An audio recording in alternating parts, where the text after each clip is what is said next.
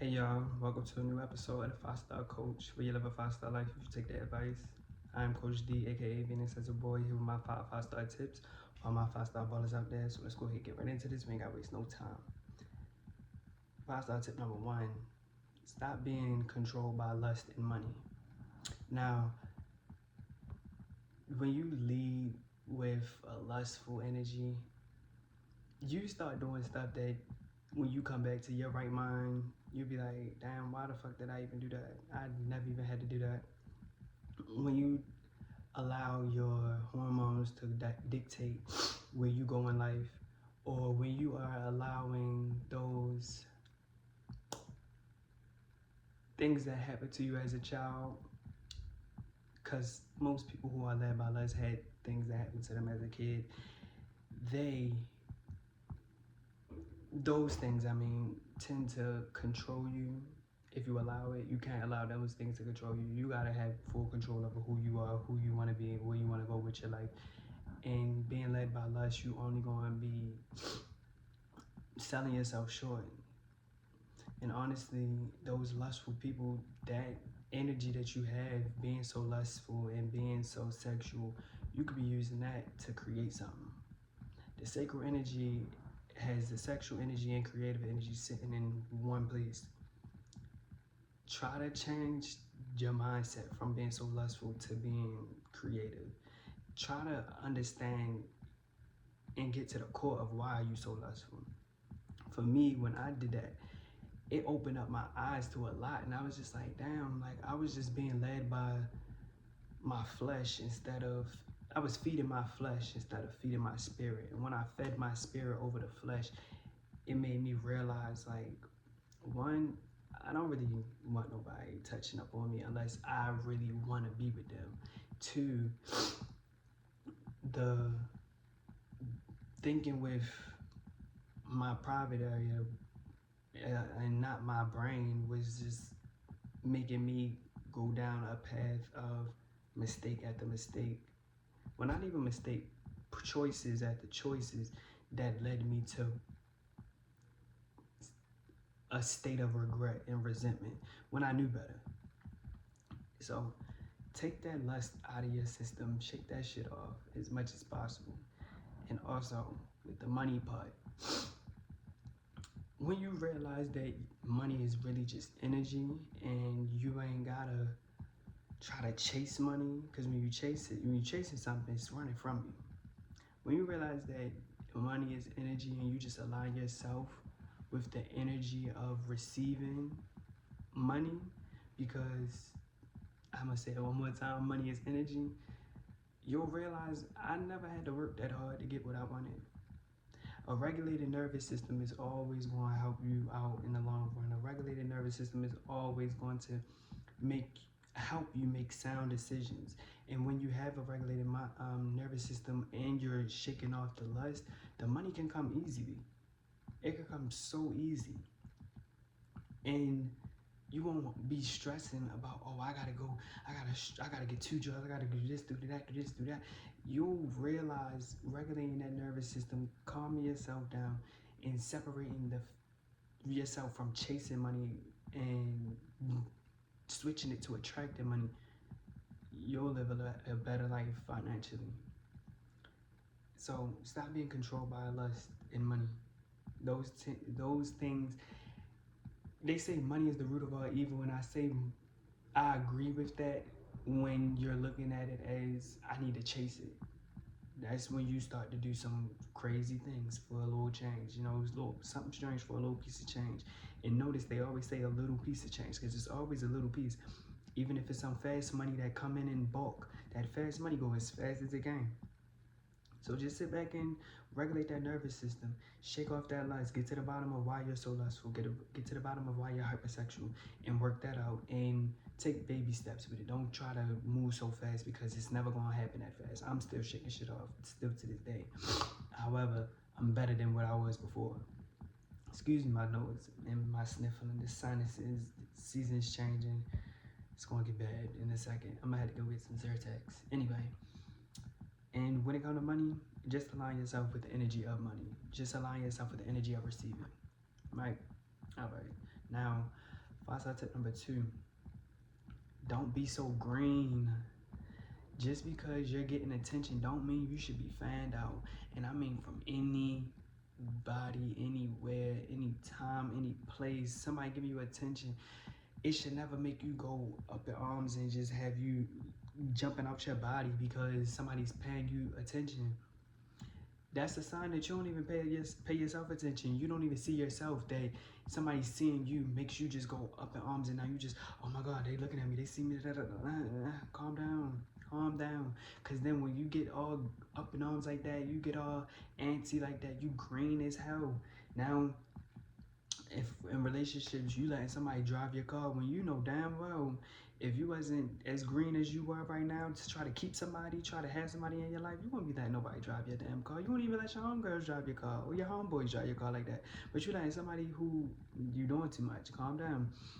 It's never a reason to be green, because when you green, people want to go crazy on your top. People want to play with you in so many ways, and you, even if you are aware that you're being played with, that's still no excuse to be so green and let shit happen the way it's happening. You gotta reel it all the way back. Bring it back, bring it back. Travis Porter. Like, being green gonna have you in situations that's detrimental, that's suffocating, and it causes suffering. So keep yourself on a cool yellow.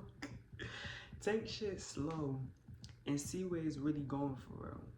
Don't be trying to jump in things straight off rip and then you left assed out.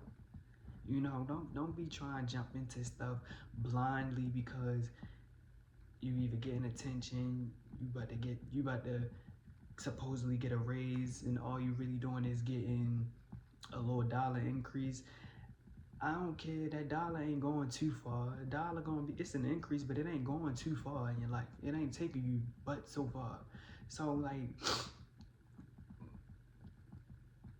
learn, back to this first step, learn to regulate that nervous system so you ain't so green, so you ain't so, oh yeah, I'm gonna do this, I'm gonna do that. And even with making friends and being cool with people, like, don't be so green to try to be in somebody's face, in somebody's group, let somebody in your face, none of that, because you never know if you was being foxed out because you was green and now they try and play you on your top for real. So reel that green shit back. Only green is the money. Other than that, no, don't be so green. And there's so much more I could say, but I'm gonna shorten that right there. Don't be so green. Now, 5-star tip number 3. This is more so for the gay boys. Stop being with men like a woman. Honestly, real quick, this whole thing is really for the gay boys, but wisdom is wisdom. So if you want to apply it. If you want to let it fly, let it fly. But anyway, I don't care if you're a feminine man or you're a bottom, you're still a man. And when I'm saying this, I'm saying it is women typically have to maneuver a certain way in the world due to patriarchy. We're men. We always will benefit from patriarchy, whether if I'm gay, straight, bisexual, Asian, black, white, Hispanic, it don't matter. I'm always going to benefit from it. So I don't have to act like no woman. I don't have to be submissive for you. You know, and being submissive, I ain't with that shit. I personally ain't with that. And I personally think you shouldn't be with that, because you notice when women are submissive with men, they get walked over. They get treated as if they don't fucking matter. They get dog walked. You want that for yourself? I wouldn't want that for myself. I don't even want that for women. So when you dealing with men, you gotta deal with them like you a man, and like be honest, be straight up. And honestly, until you find the right healthy man, you gotta operate with men as like as if they really don't fucking matter for real. Like those Cause when you dating and stuff, I believe in you gotta keep going out there, putting yourself out there until you find your one. When you dealing with these men, you gotta really make sure they know, like, yo, you not that important. You know, cause then that's when they start to try to chase you down. They really want to get to know, oh, he ain't pressed like that. He ain't pressed like these other. Hold on. Yeah, when you really put that type of energy out there, from what I've learned in my experience, they be wanting you even more. But that don't mean you gotta, don't be green now. That don't mean you gotta, oh yeah, come on back, yeah. Now I'm gonna give you some attention. No, you gotta keep niggas at bay. You gotta be honest with these niggas too. I'm cussing a lot. Let me stop. You gotta be honest with these men. You gotta tell them straight up what it is and what it ain't. You cannot try to go and approach this like a woman. Like my grandmother had tried to tell me some advice before when I first came out. She was like, you gotta let a man think he knows something. You gotta let them think that they smart and think that they got something going on, and then build like a case for real. I don't have to do that. Women was doing that back in the day because my grandmother is older. Women was doing that back in the day because they didn't have women's rights. They needed a man for basic necessities, homes.